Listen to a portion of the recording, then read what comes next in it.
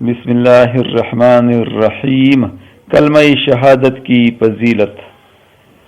جو شخص اخلاص کے ساتھ اس کلمہ کو پڑھے گا یعنی توحید و رسالت کی گواہی دے گا، اللہ تعالیٰ اسے دوزخ پر حرام فرمائے گا۔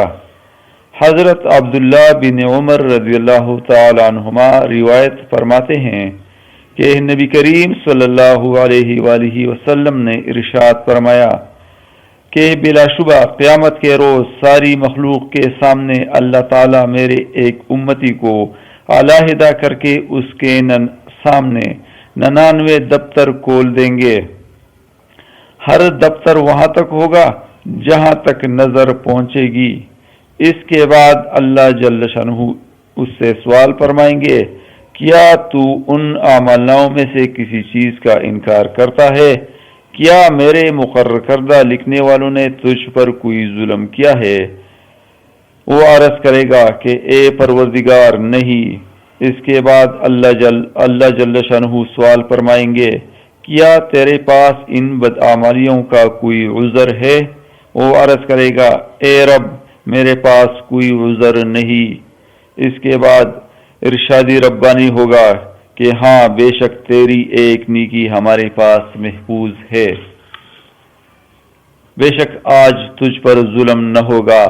اس کے بعد ایک پرزہ نکالا جائے گا جس پر اشہد اللہ الہ الا اللہ وان محمدن عبدہ ورسولہ درج ہوگا، اور اللہ تعالیٰ کا ارشاد ہوگا کہ جا اپنے اعمال کا وزن ہوتا دیکھ لے۔ وہ بندہ عرض کرے گا کہ اے رب میری ہلاکت ظاہر ہے، کیونکہ ان دفتروں کی موجودگی میں اس پرزہ کی کیا حقیقت ہے؟ اللہ جل شانہ فرمائیں گے کہ یقین جان تجھ پر آج ظلم نہ ہوگا۔ چنانچہ وہ سارے دفتر میزان عدل کے ایک پلڑے میں اور وہ پرزہ دوسرے پلڑے میں رکھ دیا جائے گا، اور وہ دفتر ہلکے رہ جائیں گے اور پرزہ باری نکلے گا۔ اس کے بعد سید عالم صلی اللہ علیہ وآلہ وسلم نے فرمایا کہ بات یہ ہے کہ اللہ کی نام کی موجودگی میں کوئی چیز وزنی نہ ہو سکے گی۔ اس حدیث کو ترمذی شریف نے روایت کی ہے۔ یہ اخلاص و خشوع قلب اور اللہ تعالیٰ سے محبت و تعلق کے ساتھ پڑھنے کی برکت ہے۔